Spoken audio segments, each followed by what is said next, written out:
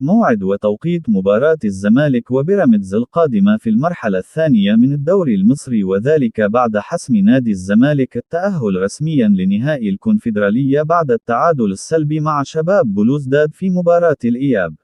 وسيلتقي نادي الزمالك مع بيراميدز في منافسات الجولة الثالثة من مرحلة حسم اللقب يوم الخميس المقبل 23 إبريل في 8 مساء بتوقيت القاهرة، 9 بتوقيت السعودية، وقطر 10 بتوقيت الإمارات، على استاد القاهرة الدولي. وستذاع المباراة عبر قناة أون تايم سبورت.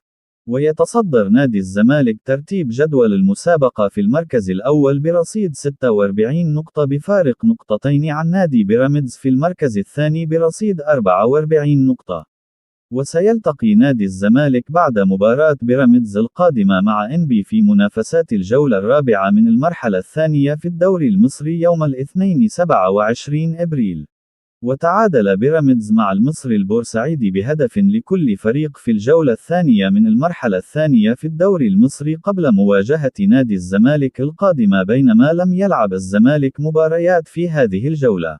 ويسعى نادي الزمالك للفوز في المباراة القادمة وحصد ال3 نقاط لمواصلة تصدر جدول المسابقة وللتقدم، خطوة جديدة ومهمة في مشوار الفريق نحو حصد اللقب لهذا الموسم.